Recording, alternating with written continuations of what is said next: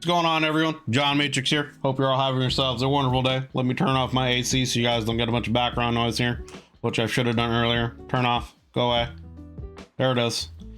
But yeah, so hope you're all having yourselves a wonderful day. We're going to be jumping into some SCP universe with the Exploring series here today. We're going to check out SCP-2273 Major Alexei Belitrov.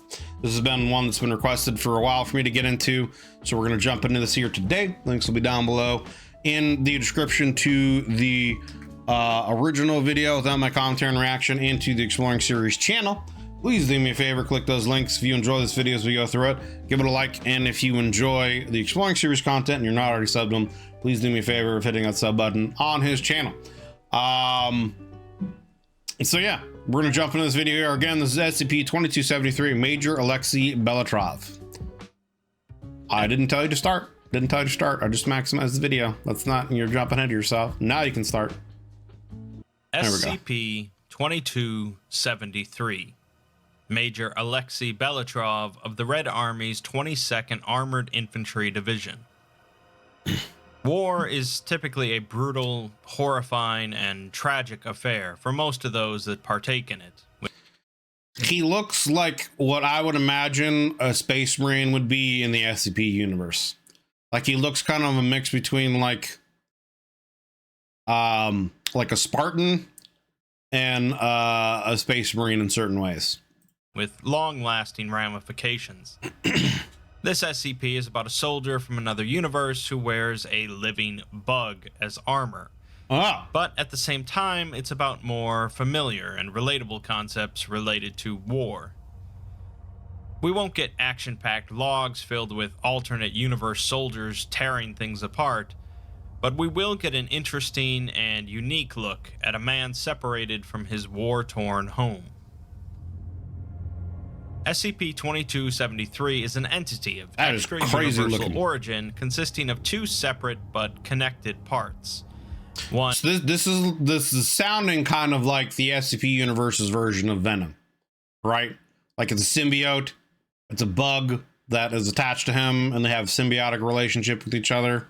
That's kind of what it sounded like to start with here. Let's see where this goes. One being a non-anomalous human man named Alexei Belitrov, and the other is an anomalous organism that shares a symbiotic relationship with him. This organism completely covers Alexei, leaving nothing exposed, and possesses a number of unique traits, including a durable chitinous carapace, compound lensed eyes that give it a 270-degree field of vision, advanced musculature that allows Alexei to lift an estimated 1,200 kilograms of weight, a proboscis similar to that of a housefly that lets the organism procure nutrients, and a fully functional organic radio transceiver. Wow. Okay. The organism's circulatory and nervous systems are connected with Alexei, so whatever it sees, feels, or hears, so does Alexei. Alexei can't normally speak, so the radio transceiver is used for all communications. Huh. 2273 is nearly 7 feet in height, weighing over 600 pounds, but was unarmed when found, with wounds on his arms and shoulder blades where Alexei says that weapons were previously mounted. This is already making me want to, it's already bringing up what if scenarios if Alexei versus the Space Marine, what would the outcome be? Because they sound kind of similar in height and build. I'm wondering then armaments and armor, how that would work, blah, blah, blah. Well, let's continue. The organism also had some colored scar tissue that appeared like tattoos, corresponding to military patches, indicating that Alexei was a major in the 22nd Armored Infantry Division, a unit that doesn't exist nor has ever existed in the Russian military. And he's from a different universe, right? Alexei so that was would make found sense. by the Foundation after investigating a seismic event and subsequent radiation spikes in Wisconsin in 1989. So he was in Wisconsin in 89. I guess, was he like a Russian spy undercover? He was found by tracking down some radio transmissions, and he was discovered wounded, delirious, and suffering from malnutrition, offering no resistance to the recovery team. He is subsequently interviewed by a Dr. Friedrich, who first tries speaking in Russian, but Alexei responds in German and tells him his accent is atrocious. Alexei then tells him to stop with the pleasantries because he knows that they have killed his men, tortured him, and left him to die in the wilderness. He says that his men died because he surrendered, and he knows that was a mistake because they should have died like warriors fighting for the motherland. He had hoped that by surrendering he could spare their lives, but instead they are dead, and he's here in an American concentration camp. Damn. When asked if he... So it sounds like in his universe, the Cold War wasn't so cold, and America and the Soviet Union were at actual odds with each other, and he seems like he probably had a unit in Wisconsin in the heartland of America in this universe, and then something happened and he got transferred to us. knows where he is, Alexei says that it doesn't matter because he will not be broken. To help Alexei understand his situation, the doctor gives him some low-level information about the Foundation. This clears a few things up for him, and he refers to the Foundation not as dogs, but as crows, which is Red Army slang for the Foundation equivalent in his universe. A group that steals weapons from both sides for containment. He now understands that he is not where he came from, and although Dr. Friedrich tells him they want to find out where he came from so they can send him back, Alexei knows that he'll be in this cell forever.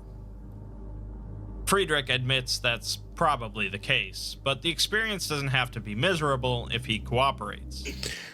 That does bring up an interesting point, right? Like, if an anomaly is just a situation where a regular human from another universe enters ours, if they could send them back, wouldn't they just do that and that would solve the problem, right? Like, I mean, is it a situation where at this time he already has this symbiotic thing going on, or is he just a regular person? In my mind right now, I have the idea that he's just a regular person that just got, you know, somehow sucked into our universe. You know, but if obviously he has this chitinous armor on him, that would be a different story. But if he's just a regular person, wouldn't they just want to send him back, right? Foundation would rather contain them, learn about the universe, and assess if it's a threat to normality. I mean, wouldn't they be able to assess that, and then after a certain time, if they determine he is not a threat, they send him back, though, right? You know what I mean? Like, I get that they would detain him and question him and find out as much information as they could and how he got here and what his universe is from and if it is a threat. But if they determined, like, it's just another universe where these series of events happened and he just accidentally got here and he's no, like, real threat to our universe, he's just a regular dude, you would think they would just want to send him back, right? Because instead of spending money and assets to, you know, contain him or whatever, for whatever reason, they could just send him back and he could be part of their universe's problem again. I don't know. That's just what I would think, but... 3 days later, Alexei asks to speak again with Friedrich, telling him that he's not quite sure the Foundation isn't working with the Americans, so he's not going to say anything that the Americans in his universe wouldn't already know. When asked about the war that he's been involved in, Alexei says that it is the Second Great Patriotic War, which started after the Americans launched a nuclear attack against Russia and its allies. This led to a nuclear holocaust, with most of the population forced to retreat underground. Alexei's armor allows him to survive on the surface. Okay, so he does have the armor already. Russian military. Okay.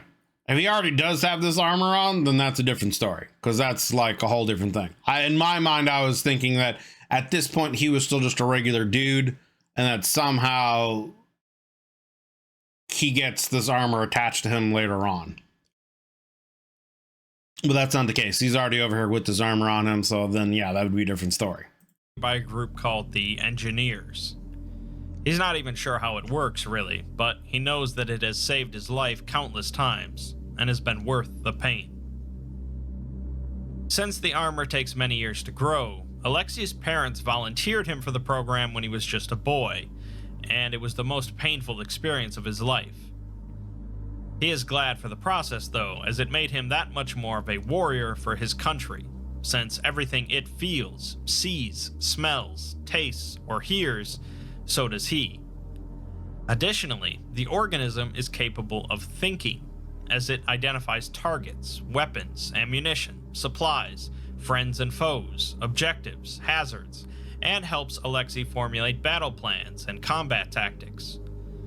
He is clearly proud of the things that he and his armor have accomplished over the years. When the Foundation had found him, he had just been captured by the Americans, who had forcibly removed his weapons and supply packs, which were mounted onto the organism's body, creating wounds. They had done this with all of Alexei's surviving men as well, before killing them. All he remembers afterwards is a bright flash of light. The Americans were gone, and he was in a different location, so he started sending encrypted distress codes until the Foundation found him. The next day, Alexei was showing significantly reduced signs of stress, and asked Dr. Friedrich if he could be supplied with recordings of the Russian composer Tchaikovsky. Friedrich says he'll see what he can find, and then asks him more about the engineers that built his armor. The engineers have apparently never built this armor for themselves because it is not their war. It almost sounds like alien interference, right?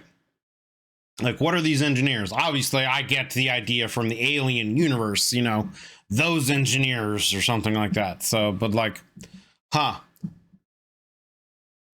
what, you know, who are these engineers? Why did they make this armor for the Russians? Are they making armor similar for the Americans? Are they just arms dealers that are like somehow trying to profit off of this in some way? Is this symbiotic armor somehow giving them information about humans and humans anatomy that they don't know about? Because I mean, it does have like a radio transmitter, an organic radio transmitter in it, so you would assume like it could be tapped into by them and get whatever information they want. You know, I don't know. I would be very sus of this engineer group. Friedrich asks armor for themselves because it is not their war. When Friedrich asks why not, right, exactly. Alexei asks if they as long don't as have the black engineers goo in this world, because they are very much not like humans. They fear the sun and have beast-like coats, but are smarter than any human you'd ever meet. They made the war possible for both sides. I've discussed these entities before as SCP-1000, also known as Bigfoot. Wait, so the Bigfoot species made this armor for them? What the fuck? I mean, yeah, okay, interesting. This definitely, you know, isn't the same Bigfoot species from obviously the Cactus verse, and you know, I get the SCP-1000 tale of them being an advanced species in the past and then being basically wiped out in a single day by, you know, a Fey entity potentially. It's supposed to be humanity, but it seems like it's more of maybe humanity was a part of it, but it seems like a Fey entity may have had the bigger hand in it. So it's interesting that they are like, is it like a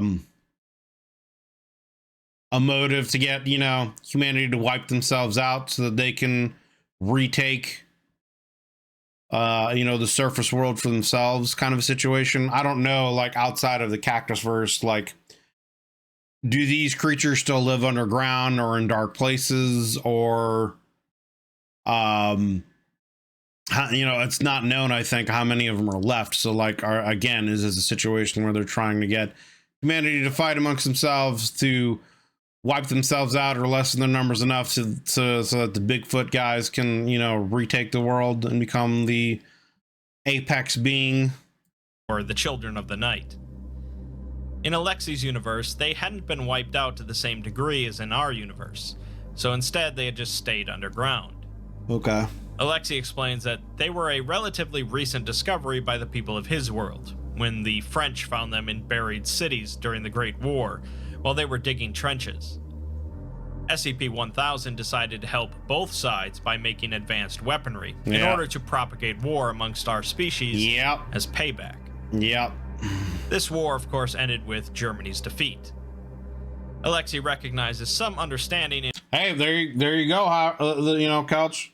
There's the Kaiserreich thing right there. SCP-1000 interfered and made armor and weapons, and that's why the Germans didn't win. There's your other history spinoff. in Friedrich's eyes, as he guesses that their worlds are not entirely different after all. 2 years go by with Alexei in peaceful containment, regularly interviewed Yep, it's every all in week the by SCP, Friedrich. man. He had been reading The Time Machine by H.G. Wells and identified with the protagonist, as they had both seen many things that they didn't think they would ever see, and been to places that they would have rather have not been to. They both saw the world die, and have gone somewhere where they cannot return from, leaving friends behind. Alexei goes on to mention that he's been having trouble sleeping at night, worried that his armor might be malfunctioning.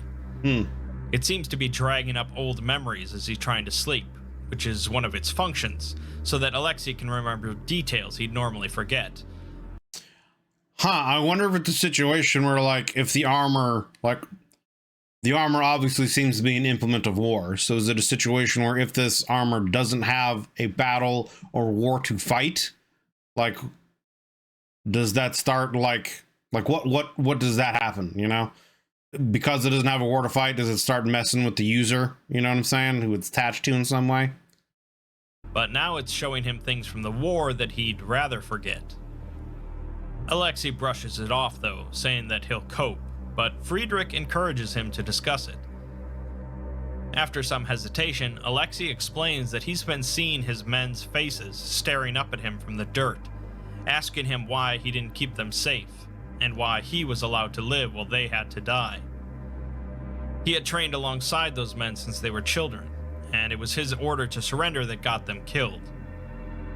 He believes that he should have died with them, and now he's no better than the American dogs that Survivor's killed them. remorse. He doesn't want to feel this way anymore, and asks the doctor to make it stop.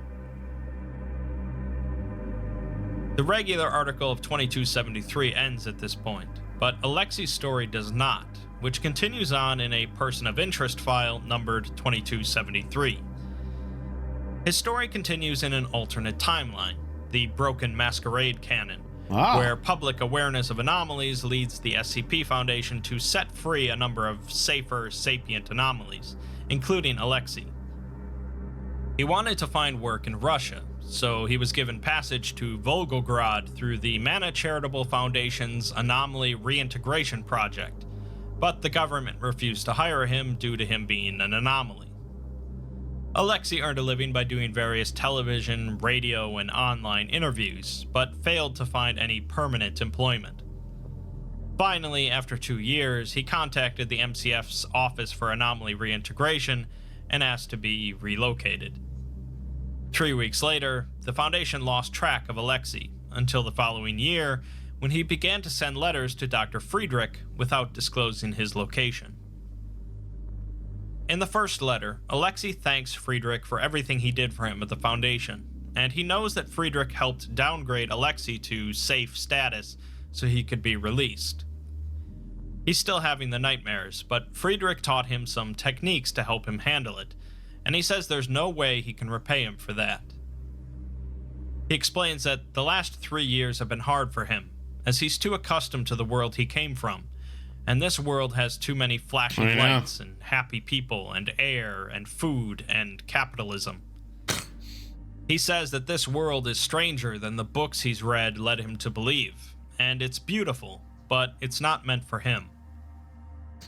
Yeah, I think it's one of those situations where it's almost kind of like, maybe I'm reading a little too much into it, but I guess the idea, it's almost kind of like a commentary on the life of a soldier in general. Like, you know, you go through years of training, you see actual combat, how many, you know, deployments you have, you know, in various wars and battles and et cetera, and then once you're brought back to civilization after being used to that kind of life for so long, you know, where do you find your place in the world, right? You know, like, how do you go back to just being a normal human being trying to live a normal life after you've been a soldier, a fighter, a killer for however long you've been, you know? And especially in his case, it's basically been all he's known his entire life.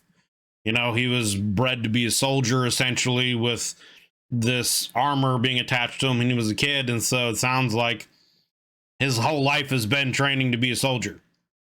And so now he lives in a world where there isn't a war for him to fight. He doesn't necessarily have a purpose, you know?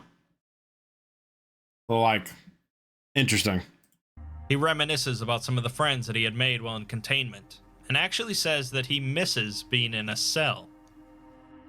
He mentions that he's been able to eke out a living through interviews, but it's become exhausting. And also, yeah, you would, like, if he isn't able, like, if this is just what he looks like all the time, how is he supposed to, like, have a normal job? You know what I mean? Like, what are you gonna do looking like this? Like, if your armor can't be taken off, or if the armor can't, like how Venom does, where it can, like, just go, like, be absorbed by you or go inside you and not be, like, you can look like a normal human.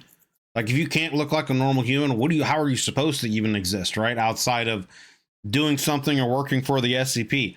I honestly am surprised, you know, from the story and where it's going so far, that the SCP wouldn't have tried to hire him on either as to make his own mobile task force or to train, you know, people in mobile task force. You know what I'm saying? I feel like, as someone who has been a battle hardened, you know, soldier and survived through, you know, a world war with nuclear implications, right? Like, you'd think he'd be the perfect one to want to be an MTF or be in an MTF. And the public is losing to eke out. He misses being in a cell. He mentions that he's been able to eke out a living through interviews. I mean, yeah, sure. Exactly. That's assuming that he would want to be, and that he's not done fighting, or he is done, you know what I'm saying? Like, I get that. It's assuming that he would want to. And it could be that he might not necessarily want to because he's still not 100% convinced that the SCP Foundation isn't working for the Americans in some way, and so he might feel like he's betraying, you know, his country. That's very possible, right? But even so, like, I mean, I don't know because I haven't gotten into this faction yet, but the Russians have their own kind of SCP Foundation. I don't know what kind of a relationship the SCP Foundation has with that group. It's like the GRU division, I think is what it's called, something along those lines. Like, he could work for them or try to get picked up by them. You know what I'm saying? Something like that. But anyway, the overall idea is like, if he looks like this, how is he going to have a normal life? You know what I'm saying? But it's become exhausting, and the public is losing interest. People on the street either avoid him like the monster that he is, or treat him like a celebrity or hero that he is. Gotcha. Okay. He almost misses seeing Russia as a burned and radioactive wasteland. Gotcha. And eventually he decided that he needed to head to a more remote and isolated location. He again thanks the doctor and hopes he'll write back so he can know how everyone at the site is doing. In the next letter, Alexei says that for the first 30 years of his life, he had been told that atheism was absolute truth, and that religion was just propaganda used by capitalists and monarchs to keep the masses in chains. But now he sees that the people he's with currently dedicate themselves to their god. He's finding his way. He's finding his way to the God Emperor's light. The Emperor protects. Pain or worry. They treat Alexei as one of their own and ask nothing of him, and they are more understanding of his condition than anyone else he's met. He says that these people are not in chains, and may be the only free people he has ever known. It turns out that Alexei had been relocated to a monastery belonging to the Eastern Clockwork Orthodox Church, a denomination of the Church of the Broken God that incorporates elements of the Russian Orthodox Church. Interesting.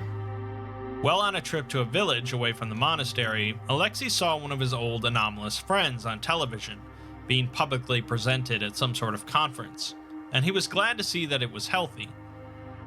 He also saw that another of his friends, SCP-507, had published an autobiography of his experiences in Containment, and he plans on reading it. For the first time in his life, Alexei has started praying for people he's never met and for people he's lost. He prays for Dr. Friedrich's health and hopes that someday he'll be able to walk as a free man. It seems that Friedrich at some point had been contained as an SCP for unknown reasons. Huh, interesting. The following letter, sent 9 years after his release, has Alexei telling Friedrich that he's sorry he can't come and visit him because the MCF won't help provide passage to the Foundation site. Most people, including them, believe that Alexei faced abuse at the Foundation's hands. It seems that Friedrich had recently been diagnosed with stage 3 lymphoma, and this is possibly being exacerbated by his anomalous condition. Alexei continues to pray for him and tells him to remember that Christ is with him. Damn, that sucks, man. He might not be able to actually go see him again. That's a shitty situation. The guy that helped him kind of, you know, I guess essentially work through a lot of his PTSD stuff and help him return to as much of a normal life as possible, is now, you know, dying in containment and he can't go actually see him one last time. That's a shitty situation. It's noted that by this point, Alexei had joined the Eastern Clockwork Orthodoxy as a full member. The next letter was sent 7 years later, in January of 2034. Friedrich was heading into radiation therapy to treat his stage 4 lymphoma, and Alexei prays for a safe surgery and rapid recovery. He hopes that Friedrich will contact him soon, as it's been a cold winter, and good news will help to welcome the coming spring. Alexei's lost too many friends, and known far too much tragedy in his life, seen worlds and friends die, and cannot stand to see another friend leave this world so soon. He writes that, although Friedrich is unmarried, he is not unloved, and he has to be strong for both himself and for Alexei.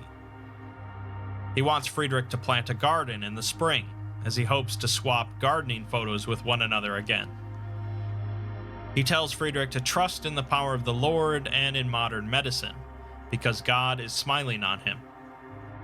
Unfortunately, due to several cancerous tissues avoiding detection, Friedrich's condition deteriorated rapidly, and he passed away on February 11th.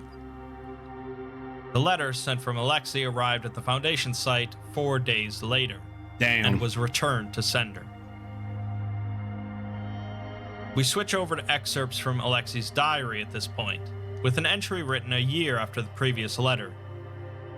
He writes that today is the day that the monastery celebrates the birth of their Lord, but he has no desire to celebrate. All of his friends in the world are dead, and nothing that his brothers and sisters are doing will lighten his mood. Father Cogwheel and Mother Axel spoke to him today, expressing concern, but he doesn't expect them to understand. They don't know what it's like to sit in a containment cell, or the small comfort that might come from hearing a piece of familiar music, because they are machines stuck in mechanical ways.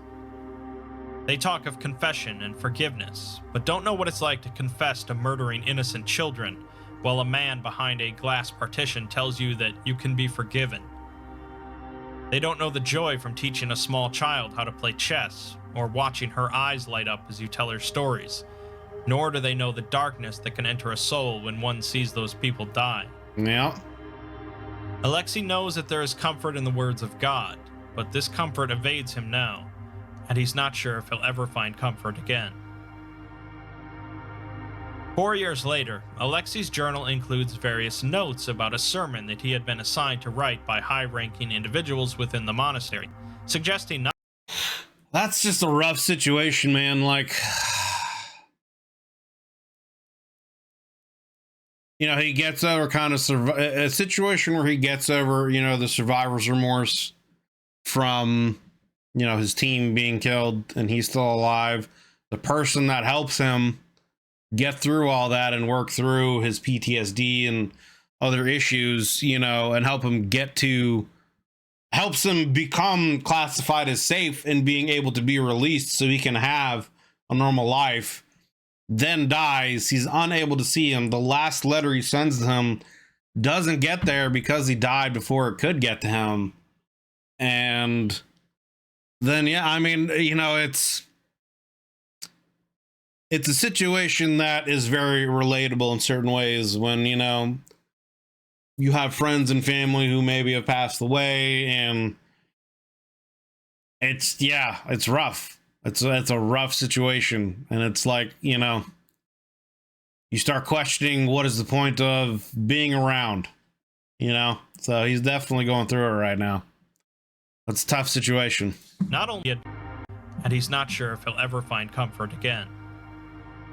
Especially with the situation where, like, he starts feeling like he has a place and he feels like, you know, he has found God and is happy, and then that starts to go away and you slip back down into that depression again.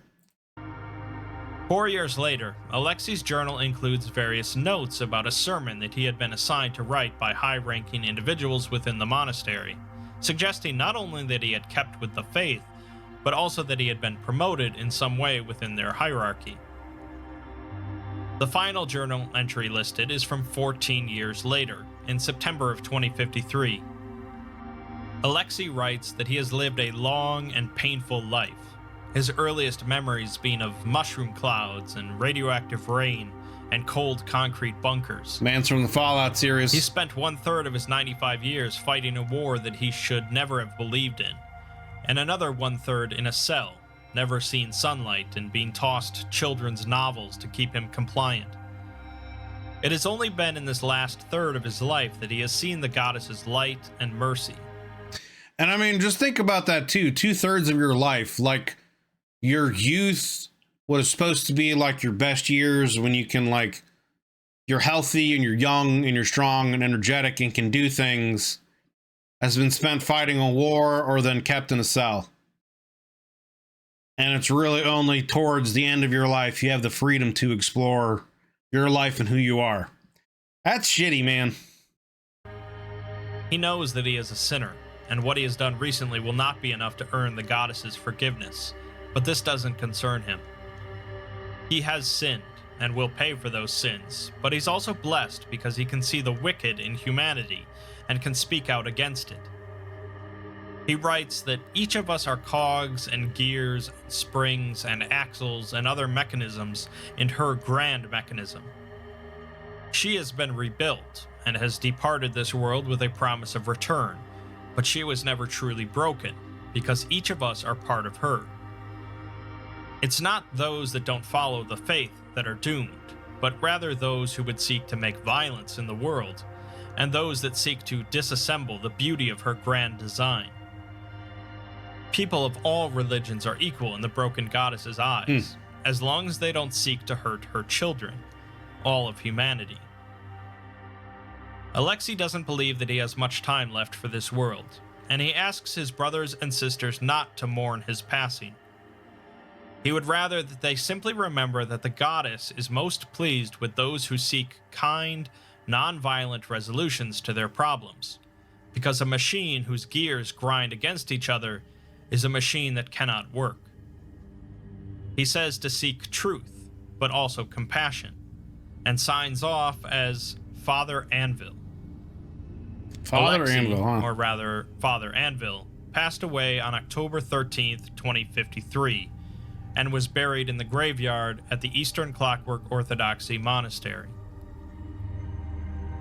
There's no doubt that Alexei Belitrov had an extremely unique life.